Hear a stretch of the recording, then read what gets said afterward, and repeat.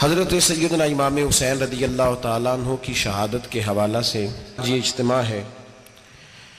امت مسلمہ کچھ آزمائشوں کا شکار ہے، کچھ ہمارے ذہن اس طرح کے ہو گئے، عام آدمی سے لے کر بڑے آدمی تک کہ کوئی بات بڑی جلدی ہمارا ذہن قبول ہی نہیں کرتا۔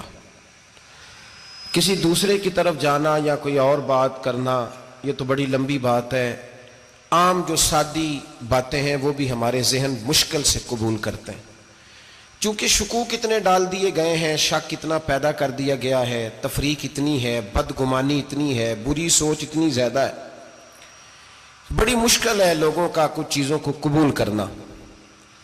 ہم لوگ جو ڈیوٹی کرتے رہتے ہیں تھوڑی تھوڑی، تو ہم اصل میں اذان دیتے ہیں، صرف اذان دیتے ہیں کہ چلو بتا دے لوگوں کو کہ نماز کا وقت ہو گیا ہے، باقی اس سے زیادہ ہم اپنی حیثیت نہیں سمجھتے۔ اذان دینا ذمہ داری ہے، تو اللہ تعالیٰ جب تک موقع دے گا اذان ہوتی رہے گی۔ کچھ لوگ صحابہ کے بارے میں کمزور جملے بولتے ہیں، غلط باتیں کرتے ہیں، کچھ اہل بیت نبوت کے بارے میں غلط باتیں کرتے ہیں، یہ صرف سنی ہے جو حق چار یار کا نعرہ بھی کھل کے لگاتا ہے اور یہ نعرہ حیدری یا علی بھی کھل کے لگاتا ہے۔ یہ اللہ نے صرف ہمیں مقام، وہ الگ بات ہے کہ ہم لوگ سننے کو تیار نہیں، سمجھنے کو تیار نہیں کہ اللہ نے ہمیں مرتبہ کتنا عطا فرمایا ہے، یہ صرف ہماری۔ امام حسین کی شہادت کا کچھ تھوڑا سا پس منظر۔ شہادت ہمارے ہاں بیان ہوتی ہے اس انداز میں کہ لگتا ہے کہ کسی مظلوم بندے کو کسی نے پکڑا ہوا تھا تو وہ سارے اسے مار رہے تھے اور وہ منتیں کر رہا تھا کہ مجھے نہ مارو، اتنی ہائے ہائے کی جاتی ہے کہ محسوس ہوتا ہے کہ امام علی مقام بڑے پریشان تھے کہ کسی طریقے سے، اور ان کا خاندان بڑا تکلیف میں تھا کہ جلدی کہیں کربلا سے نکل جائیں۔ حالانکہ اس دھرتی پہ، اس کائنات پہ صبر، شجاعت، استقامت اور حوصلہ جس سے کائنات سیکھے گی وہ صرف امام حسین ہی ہے۔ اتنے بڑے صابر آدمی کے بارے میں اس طرح کا رویہ اختیار کرنا کہ وہ تو گویا اس طرح کر رہے تھے کہ بس کسی طریقے سے میری تو یہ امام حسین کی مظلومیت سنا کے لوگوں کو اس طرح کا کر دیا جاتا ہے، یہ انداز بتایا جاتا ہے کہ شاید واقعہ کربلا رونے دھونے کا نام ہے، حالانکہ بات یہ نہیں ہے۔ یزید کی لشکر جو امام حسین کے مقابلے میں آیا، امام حسین کے لشکر کی تعداد 72 تھی، تو یزید نے 22,000 آدمی، مجھے بتائیے 72 کا 22,000 سے کو مقابلہ ہوتا ہے؟ بولیے۔ عمر بن سعد نے پھر عبید اللہ ابن زیاد کو لکھا کہ 22,000 بندے تھوڑے ہیں، کچھ بندے زیادہ بھیج۔ تو عمر بن سعد کو عبید اللہ ابن زیاد کہنے لگے کہ تو پاگل تو نہیں ہو گیا، 72 کے لشکر کا 22,000 بھیجا، اور کتنا بھیجوں؟ تو اس نے کہا تمہیں یہ نہیں پتا یہ لوگ کون ہیں؟ یہ مولا علی شیر خدا کی اولاد ہے، ان میں ایک ایک شخص ایسا ہے جو 1,000 کے مقابلے میں لڑنا جانتا ہے۔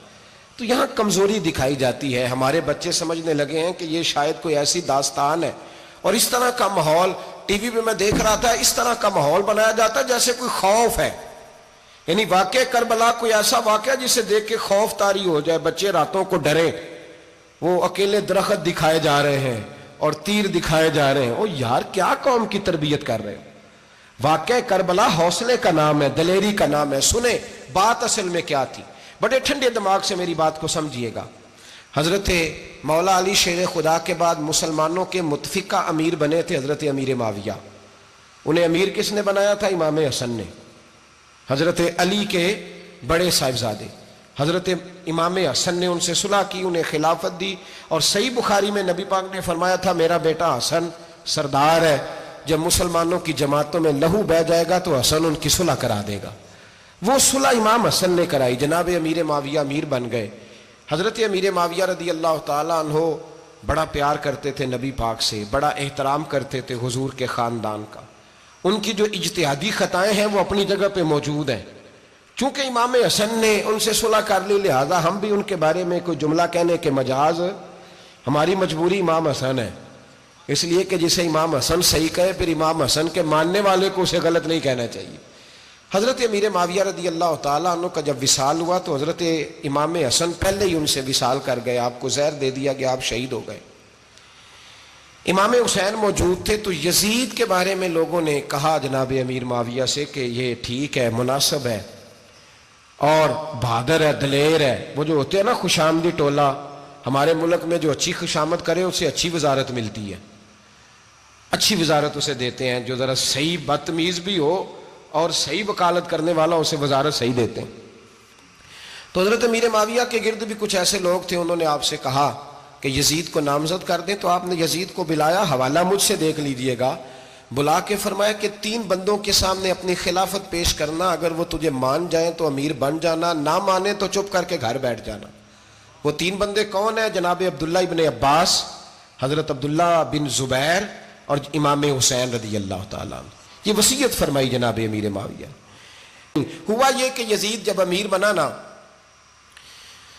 2-3 چیزیں ہوتی ہیں جب کسی بندے کو قابو کرنا ہوتا ہے، 2-3 4-5 چیزیں ایسی ہوتی ہیں جس سے بندہ قابو آتا ہے. تو اس نے بھی فوری طور پہ، یزید نے دیکھا میرے لیے مسئلہ کیا بن سکتا ہے. ولید بن عتبہ اس وقت مدینے کا گورنر تھا. یزید نے اس کو خط لکھا کہ امیر عرب کا رواج آج بھی ہے کہ جب تک نئے خلیفہ کی بیعت نہیں ہو جاتی پرانے کے انتقال کی خبر ہی نہیں دیتے، اس کو رکھے رکھتے ہیں. یہ ان کا طریقہ ہے. وہ کہتے ہیں کہ ولی عہد اچھی طرح قبضہ کر لے پھر بتائیں گے. حضرت امیر معاویہ کا وصال ہو گیا، بتایا نہیں. یزید نے اب کیا کیا، چونکہ بڑا چلاک آدمی تھا، بڑا شاطر تھا، بڑا تیز تھا، بڑا عجیب اس کا مزاج تھا. یہ چلاک لوگ زندگی میں ہمیشہ دھوکہ کھاتے ہیں، چلاکیاں انسان کو گراتی ہیں اور اتنا منہ چھیل جاتا ہے کہ منہ پہچانا ہی نہیں جاتا. بندہ اپنے آپ کو رب رسول کے حوالے کر دے تو اللہ بڑی بہترین جزائیں عطا کرتا ہے. یہ لوگ تیزی دکھاتے ہیں بعض. تو یزید بھی تیزی دکھانے والا تھا. اس نے ولید کو خط لکھا کہنے لگا کہ فوری طور پہ عبداللہ ابن عباس کو بلاؤ اور اسے کہو میری بیعت کریں. یہ جو بیعت ہوتی تھی نا، یہ بھی سن لے کیا ہوتی تھی. یہ بیعت حلف ہوتا تھا، حلف کہ میں اللہ رسول کے نام پہ حلف دیتا ہوں کہ میں یزید کی اطاعت کروں گا، میں اس کے خلاف کوئی بغاوت نہیں کروں گا. یہ بیعت لوگ سمجھتے ہیں کہ بس ہاتھ پکڑنے کا نام بیعت تھا. اس بیعت کا متبادل جمہوری ملکوں کے اندر ووٹ آیا ہے، اس کا متبادل لفظ.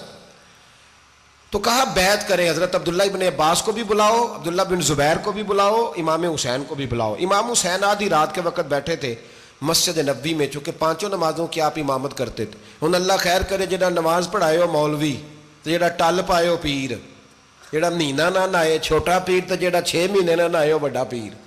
کہتے بابا پہنچے ہیں، کڑے چھڑے جو پہن لیے. بھائی امام حسین تو نمازیں پڑھاتے تھے، مولا علی تو نمازیں پڑھاتے تھے، مسجد کے خطیب تھے. اب اس کو تو مولوی کہہ دیا جاتا ہے بیچارے کو. تو ملنگ کون ہوتا ہے جی؟ کہتے جڑا کپڑے کٹ پائے. کیا تماشا ہے، قوم جدھر دل کرتا ہے نکل جاتی ہے. امام حسین نماز پڑھا کے عشاء کی بیٹھے تھے جناب عبداللہ بن زبیر. عبداللہ بن زبیر کون تھے؟ یہ نبی پاک صلی اللہ علیہ وسلم پھپھی کے پوتے تھے اور جناب صدیق اکبر کے نواسے تھے، حضرت عبداللہ بن زبیر. اور جناب زبیر بن عوام عشرہ مبشرہ صحابی ہیں، ان کے بیٹے تھے. بہت زیرک آدمی تھے. یہ بھی امام حسین کے پاس بیٹھے تھے. عبداللہ ابن عباس بھی تھے جو حضور کے چچا کے بیٹے ہیں، اس امت کے پہلے مفسر ہیں قرآن پاک. یہ لوگ بیٹھے تھے. تو ولید نے ایک بندہ بھیجا، اس نے آ کے کہا جناب آپ کو گورنر صاحب نے بلایا ہے. تو عبداللہ بن زبیر کہنے لگے حسین اس وقت بلانے کی بات سمجھ میں نہیں آئی. تو امام حسین بڑے بصیرت والے تھے، اللہ نے بصیرت دی تھی. کہنے لگے عبداللہ آپ کو سمجھ نہیں آئی، مجھے سمجھ آ گئی ہے، امیر معاویہ وصال کر گئے اور یہ ہمیں جو بلایا گیا ہے نا، یہ یزید کی بیعت کے لیے بلایا گیا ہے. تو کہا پھر آپ آدھی رات کو نہ جائیں، آپ کے لیے خطرہ ہوگا. تو امام حسین فرمانے لگے خطرہ حسین کو نہیں ہوتا، حسین کو خطرہ نہیں. کہا پھر بھی آپ مہربانی کریں ذرا احتیاط سے جائیں. تو جناب عبداللہ ابن زبیر نے، عبداللہ ابن عباس نے 14 بندے نیزے دے کے، تلواریں دے کے امام حسین کے ساتھ بھیجے اور کہا کہ امام حسین اگر اس نے کوئی غلط ملت بات کی نا، زبردستی بیعت کرنے کا کہا، تو آپ بس کوئی ایک بات اونچی آواز میں کر دینا، یہ سپاہی پیچھے آ جائیں گے. امام حسین ان 14 بندوں کو لے کے گورنر ہاؤس پہنچ گئے. جب آپ وہاں پہنچے اس نے بتایا، اس نے کہا جی حضرت امیر معاویہ انتقال کر گئے اور آپ نے یزید کی بیعت کرنی ہے. تو امام حسین فرمانے لگے میں چھپ کے بیعت نہیں کروں گا، مجمع لگاؤ، جمعے والے دن اعلان کرو. جو طریقہ ہے حضرت ابوبکر صدیق کا، جو طریقہ ہے حضرت عمر فاروق کا، جو انداز حضرت عثمان غنی کا ہے، جو مولا علی کا ہے، سر عام اعلان کرو. اگر ساری دنیا یزید کی بیعت کرے گی تو میں بھی تیار ہوں.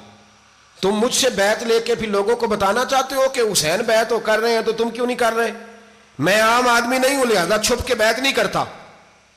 جب یہ بات کی نا تو ولید بڑا نرم دل تھا اور امام حسین کی شان کو جانتا تھا. وہ جانتا تھا یہ نبی پاک کا خاندان ہے. اس نے کہا جی مجھے تو حکم تھا، باقی آپ حضور کے نواز ہیں، میں کر کچھ. وہاں ایک بڑا بدبخت شخص بیٹھا تھا، عبد الملک بن مروان. وہ ولید سے کہنے لگا کہ اگر حسین آج تمہارے ہاتھ سے نکل گئے تو تمہارے لیے بہت بڑا مسئلہ کھڑا